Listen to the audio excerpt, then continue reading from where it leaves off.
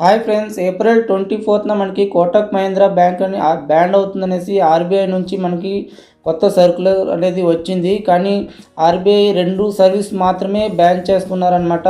కానీ చాలామంది కోటక్ మహీంద్రా బ్యాంకే బ్యాన్ అయిపోయింది అనేసి ట్రోల్ చేసుకుంటున్నారు. కానీ నిజానికి కోటక్ మహీంద్రా బ్యాంక్ మొత్తం క్లోజ్ చేయలేదు, జస్ట్ 2 సర్వీస్ మాత్రమే క్లోజ్ చేస్తున్నారు. ఈ వీడియో నేను ఎందుకు చేస్తున్నాను అంటే, మన సబ్స్క్రైబర్లు ఎవరైనా లోన్ తీసుకొని కోటక్ మహీంద్రా నుంచి ఆటో డెబిట్ ఇచ్చుంటారు. అలాంటి వాళ్ళు టెన్షన్ అవ్వకుండా మీకు ఇందులో నిజమెంత నేను క్లియర్గా చెప్తాను. వీడియో చివరి దాకా చూడండి, అప్పుడే మీకు క్లారిటీ అనేది వస్తుంది.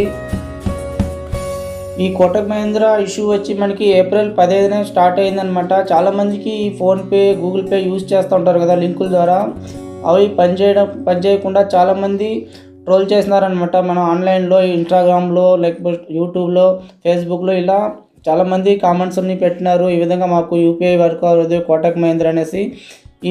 ఇది వచ్చి ఆర్బీఐ దృష్టికి వెళ్ళిందనమాట. అప్పుడు వాళ్ళు ఒకసారి మళ్ళీ ఆడిట్ చేసినారనమాట. ఆడిట్ చేసినప్పుడు వీళ్ళకి ఆల్రెడీ 2022లో 23లో వీళ్ళకి చెప్పినారనమాట, ఈ విధంగా ప్రాబ్లం ఉంది, సాల్వ్ చేసుకోండి అనేసి. కానీ వీళ్ళు దాన్ని పట్టించుకొని లేదనమాట.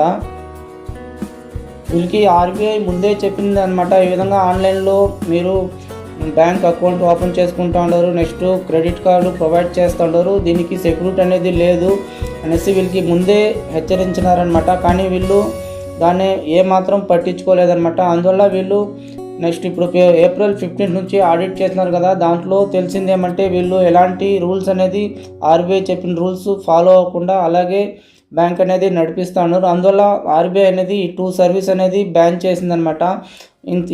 ఇంక నుంచి మనము కోటక్ మహీంద్రా బ్యాంక్ అనేది ఆన్లైన్లో ఓపెన్ చేసుకోలేము, నెక్స్ట్ క్రెడిట్ కార్డు కూడా మనము తీసుకోలేమన్నమాట ఆన్లైన్లో. నెక్స్ట్ ఆల్రెడీ యూజ్ చేస్తూ ఉంటారు కదా పాత సర్వీసులన్నీ, అలాగే కంటిన్యూ చేసుకోవచ్చు. నెక్స్ట్ పాత క్రెడిట్ కార్డు యూజ్ చేసే వాళ్ళు కూడా అలాగే యూజ్ చేసుకోవచ్చు, ఎలాంటి ప్రాబ్లం అనేది ఉండదు.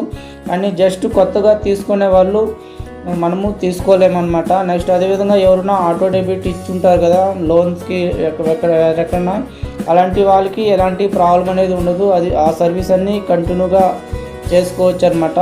కొత్తగా తీసుకునే వాళ్ళు మనం అప్లై చేసుకోలేము. అంతేగాని కోటక్ మహీంద్రా బ్యాంక్ మొత్తం బ్యాన్ చేస్తున్నారంటే బ్యాన్ చేయలేదన్నమాట. ఇది మనకి 2 రిస్క్ వల్లే వాళ్ళు బ్యాన్ చేస్తున్నారనమాట. ఎందుకంటే ఐటీ రిస్క్ అంటే మనకి మన డేటా అనేది సేఫ్టీగా లేదనమాట, ఎవరైనా హ్యాక్ చేసే ఛాన్స్ ఉందనమాట.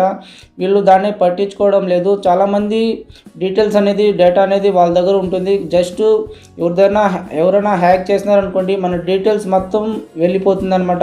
ఎంతమంది కస్టమర్ ఉన్నారు వాళ్ళ డీటెయిల్స్ మొత్తం హ్యాక్ అయ్యే ఛాన్స్ ఉందనమాట. దాన్ని వీళ్ళు పట్టించుకోలేదనమాట. నెక్స్ట్ మన ఇన్ఫర్మేషన్ కూడా సెక్యూరిటీ అనేది వీళ్ళు ఎక్కువగా ప్రొవైడ్ చేయడం లేదు. అందువల్ల ఆర్బీఐ అనేది వీళ్ళ మీద ఈ 2 సర్వీస్ మీద బ్యాన్ అనేది విధించడం జరిగింది.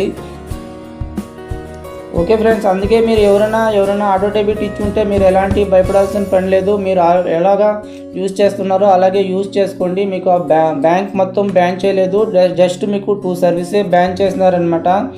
ఓకే ఫ్రెండ్స్, వీడియో నచ్చితే లైక్ చేయండి. ఇలాంటి అప్డేట్ అనేది నేను అప్పుడప్పుడు ఇస్తూ ఉంటాను మీకు. తప్పకుండా సబ్స్క్రైబ్ చేసుకోండి. Okay, bye friends.